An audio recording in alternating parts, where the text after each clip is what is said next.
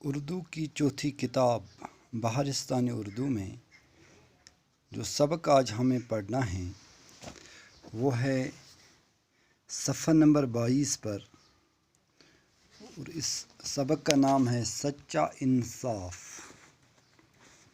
سچا انصاف۔ اوپر کچھ الفاظ لکھے ہیں: خلیفہ، خلیفہ، رعایا، خبر گیری، گشت، دل بر آنا، بیوہ۔ خلیفہ، رعایا، خبر گیری، گشت، دل بر آنا، بیوہ۔ سچا انصاف۔ حضرت عمر رضی اللہ عنہ مسلمانوں کے خلیفہ تھے۔ حضرت عمر رضی اللہ عنہ مسلمانوں کے خلیفہ تھے۔ آپ اپنے فرائض سے خوب واقف تھے۔ دن میں تو آپ اپنے فرائض کی ادائیگی میں لگے ہی رہتے تھے، رات میں بھی بہت کم آرام فرماتے اور زیادہ تر رعایا کی خبر گیری کے لیے گشت لگایا کرتے تھے۔ ایک رات جب آپ رضی اللہ عنہ گشت لگا رہے تھے تو اچانک ایک جھونپڑی پر نظر پڑی۔ دیکھا ایک عورت چولہا جلائے بیٹھی ہے، اس کے بچے رو رہے ہیں، عورت انہیں بہلا رہی ہے، مگر وہ کسی طرح خاموش نہیں ہوتے۔ بچوں کو روتا بلکتا دیکھ کر حضرت عمر رضی اللہ عنہ کا دل بھر آیا۔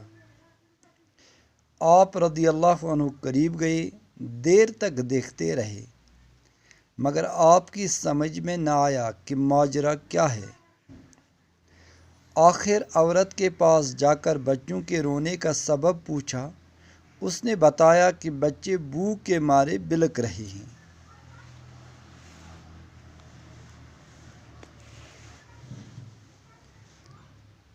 حضرت عمر رضی اللہ عنہ مسلمانوں کے خلیفہ تھے۔ چونکہ جو انسان ہیں، اس کائنات کو اللہ نے بنایا اور ساری کائنات کو انسانوں کے لیے بنایا، لیکن جب اللہ پاک نے انسان کو بنانے کا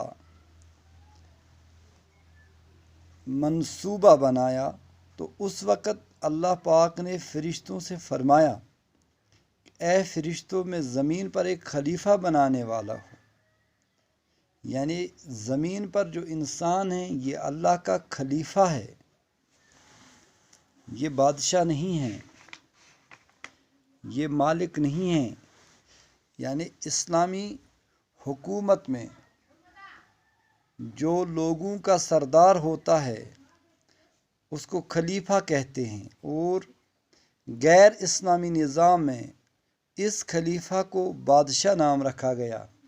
جیسا کہ آج ہم کہتے ہیں کہ ملک کا بادشاہ، ملک کا پرائم منسٹر، لیکن اسلام میں بادشاہ نہیں بلکہ خلیفہ کہا کرتے تھے۔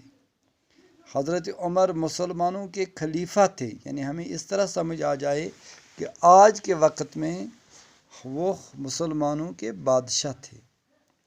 آپ اپنے فرائض سے خوب واقف تھے۔ بادشاہ کے کیا حقوق ہیں اپنے رعایا کی، اپنے لوگوں کی، ان لوگوں کے حقوق سے حضرت عمر رضی اللہ تعالیٰ عنہ خوب واقف تھے۔ وہ جانتا تھا کہ بحیثیت خلیفہ، بحیثیت بادشاہ، میرا لوگوں پر کیا حق ہے، وہ حق خوب جانتا بھی ہے اور اس کی ادائیگی کے لیے دن رات کام بھی کرتا ہے۔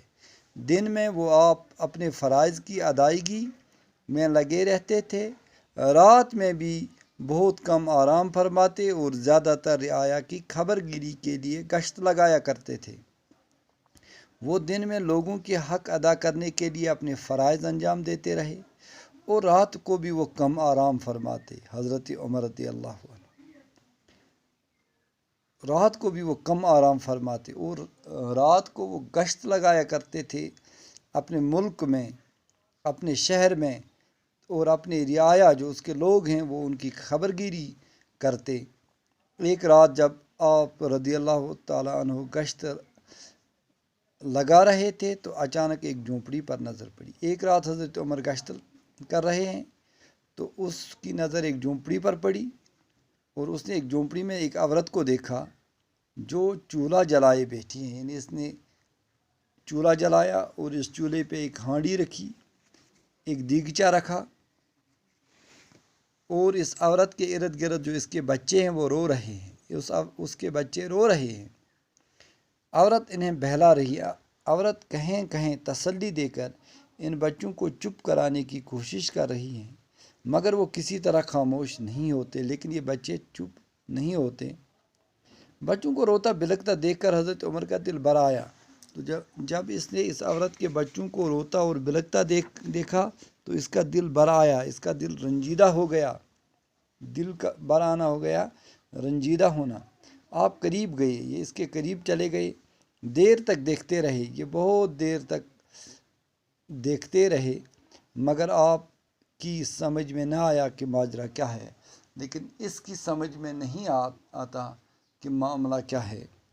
آخر عورت کے پاس جا کر بچوں کو رونے کا سبب پوچھا۔ آخر اس عورت کے پاس گیا اور اس نے بچوں کے رونے کا سبب پوچھا۔ اس نے بتایا کہ بچے بھوک کے مارے بلک رہے ہیں۔ تو اس کو یہ پتہ چلا کہ بچے بھوک کی وجہ سے رو رہے ہیں، ان کو کھانے کو کچھ نہیں مل رہا ہے۔